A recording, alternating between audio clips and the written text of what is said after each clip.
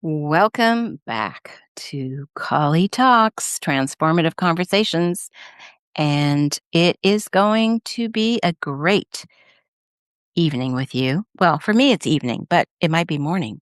So enjoy your coffee, your tea, your walk, your exercise, whatever you do in the morning or the afternoon or whenever.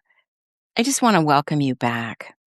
If you're joining me on this podcast after maybe watching yesterday's video, if you haven't, I highly recommend you go to YouTube to Colli Talks and take a deep breath when you do because it is so beautiful. And I want you to take a deep breath with me right now. Kind of just drop your shoulders, let your belly soften and arrive. Yesterday was heavy and it was holy. And you might be wondering, what is she talking about? Well, if you saw what I shared on YouTube, you know how I stepped into a literal ceremony of release. I let go of something I've carried for a lifetime.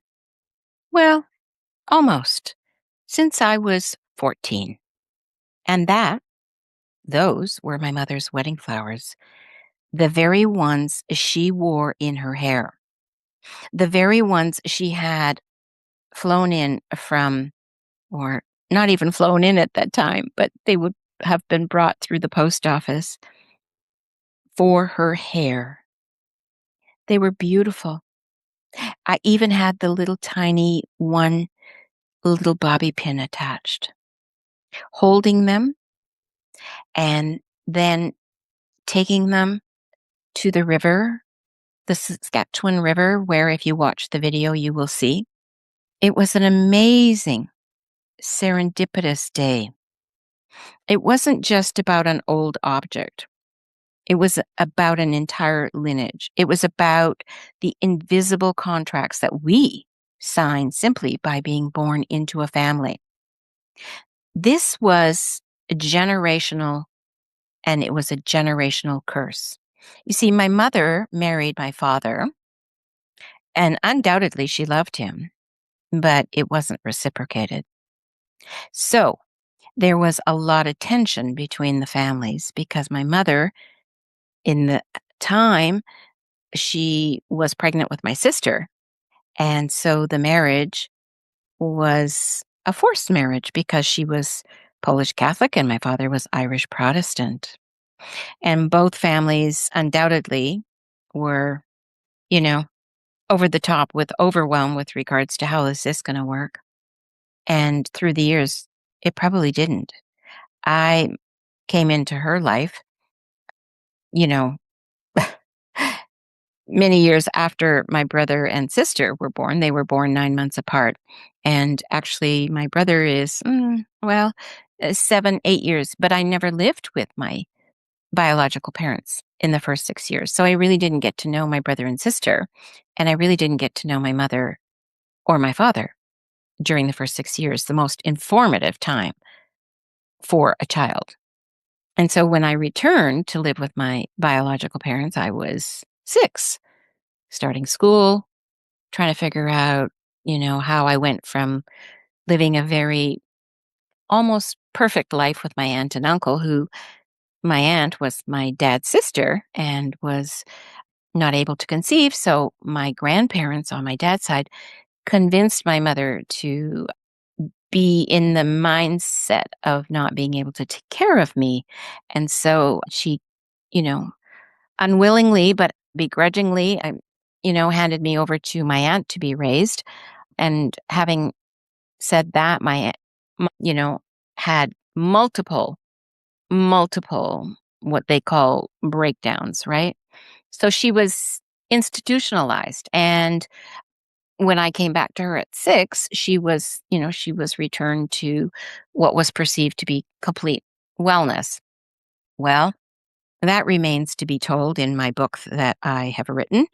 And interestingly enough, where I'm going with this is the piece, the beautiful piece of hair ornaments, from flowers made for her specifically for her wedding, they had to be released because there was a lot of trauma and a lot of curses attached to them. And it's just so happened that my mother passed away in 1971, and yesterday I turned 71. So, as I mentioned before, this is very serendipitous because where I was actually able to place the flowers was amazing. It was in the Saskatchewan River that flows very rapidly, and it happened to be where I placed them, and there were very few, but they were so precious. And as I released them, they were released into the river, which right across from me was the hospital where my grandchildren, 2 of them, were born, and where my grandson, a couple of weeks ago, had a major car accident, and I was with him in emergency. And so there was a lot of emotion attached to that. So there were accidents and births, and also too, on the other side is where my youngest grandson goes to preschool. So it was very, very serendipitous. And as I released the flowers, they floated under what is called the prairie lily, which is a beautiful boat that runs in the summer. And oh my goodness, it goes along the river and past the most beautiful homes and past the most beautiful areas of Saskatoon. And Saskatoon, for a lot of people, you may not know, but it is called the City of Bridges. It is called the Paris of Canada because we have 8 bridges. Now, interestingly enough, I was born and raised in this province, and then I left at 18, and I came back. Well, it's almost 15 years ago now. And I came back because there was a calling to come back. And I didn't know it then, but I know it now, which is, interestingly enough, a very lovely lady that I used to go see when I lived in Vancouver. She told me, "You must move back to Saskatoon. It will be one of the safest places to live with what's coming in the future." Well, lo and behold, we don't get earthquakes. We get lots of snow and really freezing temperatures, but we don't get earthquakes. We don't get tsunamis. We're likely not to ever go to war. So maybe that's what she meant. I don't know. But I did come back, and I did go through a very tumultuous uncovering of trauma through a relationship that I was involved in. And that was beautiful in itself because it's given me the solitude now that I have and hold dear to my heart so that I can continue to do my creativity, my writing of the book. There's just so many good things that are coming into my life, the podcast and of course my book and just I can't I can't explain what it is right now because I'm under contract and I can't really release the information of the wonderful partnership that's just being signed. Anyway, so today I want to talk to you about generational curses and what that actually means. Because you see, we throw around terms like generational curses as if they're some mystical, spooky movie trope, right? But the reality is far more grounded, far more biological, and far more systemic than that. We are, looking at this directly through the lens of family constellation because I love family constellation. I mean, yeah, what can I say? It's my passion. So, when we are going to look at this directly through that lens, the reason is because until you see what you are carrying that doesn't belong to you, you can never truly lay it down. Now, what is a generational curse, really? I mean, let's strip away the woo woo, new age, sewage for a second and look at the raw truth of how trauma moves through a family tree. Science calls it epigenetics, right? We now know that stress, survival responses, and emotional starvation are literally encoded into our DNA. But in the work that I do in family constellations, we call it entanglement, hidden loyalties. A generational curse isn't a spell on your bloodline by an angry universe. It is simply unintegrated trauma, unexpressed grief, and survival patterns that got stuck in your ancestors' bodies because it wasn't safe for them to feel it at the time. And out of pure, fierce, innocent loyalty, the children and the grandchildren and the great grandchildren step up and say, "Oh, hey, I'll carry it for you.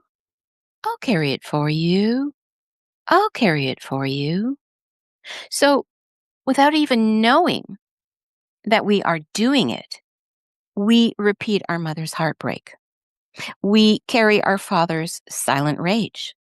We stay small. We stay hypervigilant. Or we stay bound to suffering because, on a soul level, our nervous system believes, hey, if I let go, I'm betraying my family. Get it? If I let go, I'm betraying my family. One more time. If I let go, I'm betraying my family. That is the curse. The belief that to belong to your family, you have to suffer like they suffered. Well, let's look at the constellation perspective, moving out of loyalty. In a family constellations, right? We look at the hidden dynamics of the family soul. One of the most profound laws of this work is the order of belonging and the burden of taking on what isn't yours. Think about it like a heavy backpack, right? Passed down a line of hikers. Grandma carried a boulder of wartime grief. She handed it to Mom, who was too busy surviving to put it down. And then Mom handed it to us. By the time it reaches our shoulders, it weighs a ton. And we're stumbling through life wondering why we are so exhausted, why our relationships break down, why we feel blocked from stepping into our full power and sovereignty. You see, when we look at this through the systemic perspective, healing doesn't come from fighting the curse. No, it doesn't come from cutting your family off with anger or trying to fix everyone else, because that does not work. True healing happens in the body. True healing happens in your body. True healing happens in your body. It happens in the exact moment you look back at your lineage, at your mother, your grandmother, all the women and men who came before, and you say, I see what you carried. I honor the heavy price you paid, but I take this load off my back and shoulders now. I leave it with you where it belongs, and I will take only your love and your life, and I will live mine fulfillingly. Yes, I see what you carried. I honor the heavy price you paid, but I take this load off my back now. I leave it with you where it belongs. I will take only your love and your life, and I will live mine fulfillingly. One more time. I see what you carried. I honor the heavy price you paid, but I take this load off my back now. I leave it with you where it belongs. I will take only your love and your life, and I will live mine fulfillingly. That, my dear friends, is what breaking a curse actually looks like. It is an act of fierce, loving, terrifying sovereignty. Yes, that's what it is. It is an act of fierce, loving, terrifying sovereignty. And so, the ceremony of letting go, right? Well, yesterday I had to live that out loud. You see, those flowers, my mother's wedding flowers, they represented an era, an expectation, a ghost of a marriage, and a lineage of a womanhood that was bound by survival, duty, and quiet endurance. And as long as I kept those physical remnants safe in a box, I was also keeping an energetic contract alive. I was actually saying, I am still tending to your unhealed pain, Mum.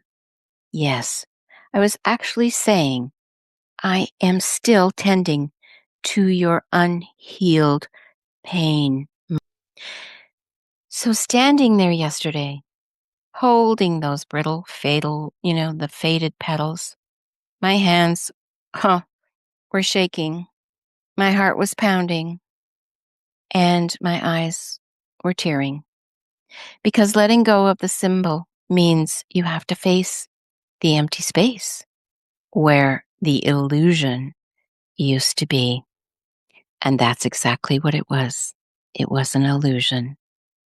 And there is something else, something that I'm still processing and now saying it out loud like I did before. My mother died in 1971, and yesterday I turned 71. Do you understand what that means? Think about it. For 71 years, I have walked this earth carrying the ghost of a mother who left too soon. I have lived an entire lifetime. Every single year she didn't get to see, every milestone she missed in the shadow of that loss. Yes, in the shadow of that loss. And you know what? The beautiful part of it all is it was all in honor of her. So, like I say, it really has been almost what you would say full circle, because standing there with her wedding flowers in my hands and then letting them go, I realized I was giving her back to the universe on the exact numerical mirror of my own life. 71 years since, I was born, and 71 years of me carrying the invisible backpack. So when I let those flowers go into the water, and the water that would carry them past where all the trauma with my grandson and the beautiful birth of my granddaughter and grandson, and where my grandson goes to preschool, and the river flows so fast and it would move past where my mom was institutionalized. It will take a while, but it will go past. And so there was a tremendous amount of shifting. The weight lifted off my ribs, off my shoulders. And interestingly enough, I have had for the past 3, almost 4 months, a frozen shoulder, which just started to unthaw. And it's ironic because, the neuromuscular surgeon said to me, "Oh my goodness, what are you doing?" And really, I've been doing things like this. And that is what's releasing the frozen shoulder. Because you see, I realized I can love my mother completely without having to live inside her trauma. I can honor my roots without being strangled by them. I can look back at the little girl who lost her mother in 1971, and I can tell her, you can put the heavy bags down now. We survived. We made it to 71.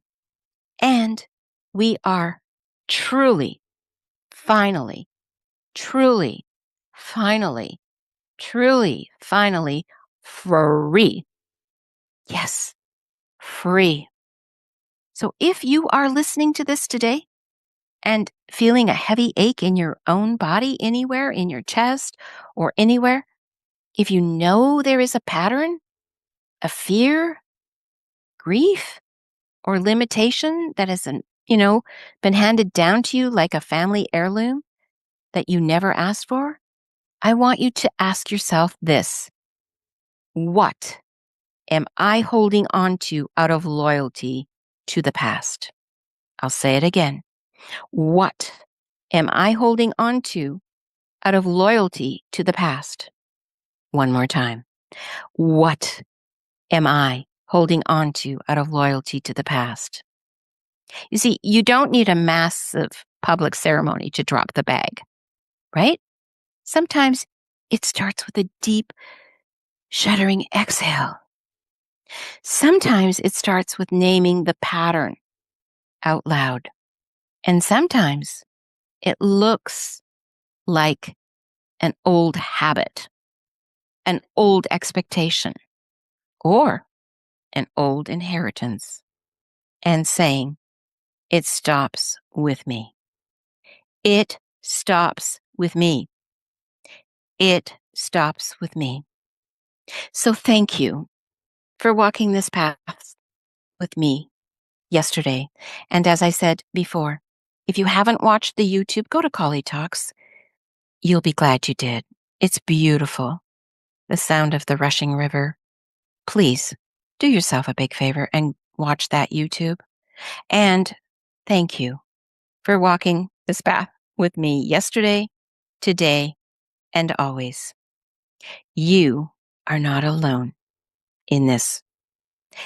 And so, until next time, please take care of you and know that you are very important.